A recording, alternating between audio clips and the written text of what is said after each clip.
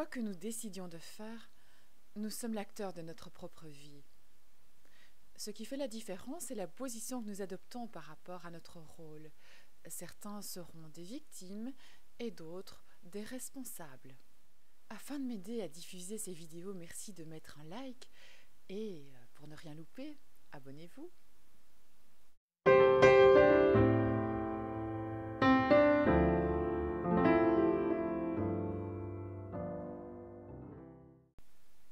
Dans ce théâtre qu'est la vie, nous sommes tous venus jouer un rôle bien précis. Les événements extérieurs arrivent comme ils arrivent. Personne d'entre nous ne décide s'il va neiger ou s'il fera soleil aujourd'hui. Nous ne choisissons pas non plus si nous allons avoir une crevaison. Tous ces événements nous pendent au nez et nous ne savons pas très bien ce qui va nous arriver dans les heures qui suivent ou dans les jours qui suivent. Donc ces événements que nous ne choisissons pas se présentent à nous et nous sommes bien obligés de faire avec. Ce qui va faire la différence, c'est l'attitude que nous manifestons par rapport à ces événements. Je vous donne un exemple. Imaginons qu'il y a une peau de banane sur la rue, quelqu'un passe, glisse et tombe. L'un de nous pourrait avoir comme attitude d'éclater de rire parce que c'est drôle de voir quelqu'un qui se casse la figure. Quelqu'un d'autre pourrait se dire « Oh là là, pauvre dame qui s'est blessée » et courir pour aller l'aider à se relever. Quelqu'un d'autre pourrait aussi passer, faire semblant de rien. Après tout, il y a assez de gens qui sont là pour s'en occuper. On a autre chose à faire, on est pressé.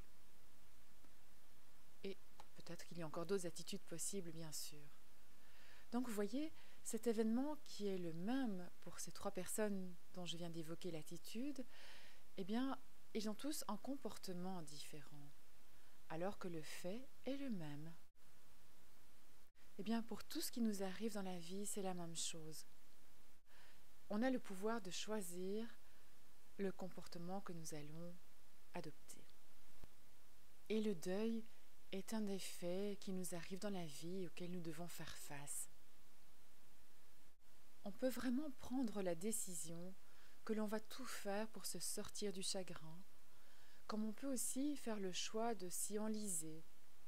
Certaines personnes le font parce que pour elles ce serait comme quelque chose d'immoral presque de vivre et d'être heureux alors que l'être cher, lui, est décédé.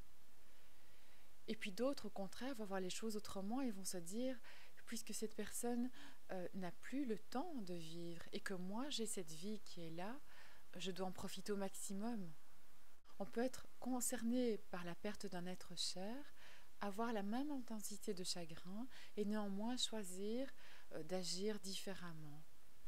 Se positionner en tant que victime, c'est décider que les événements extérieurs décident de notre état intérieur.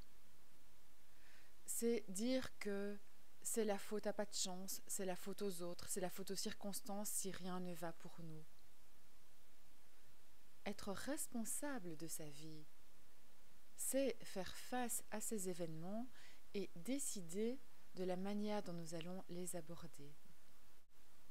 Vous savez, le changement, il ne peut avoir lieu que sur nous-mêmes. Et c'est en cela que nous pouvons choisir vraiment d'être responsables et de nous diriger vers des changements qui vont nous apporter un mieux-être. Alors je ne dis pas que c'est facile, certainement pas. Mais il y a des tas d'outils, de méthodes qui existent et qui sont faites justement pour nous aider à cheminer.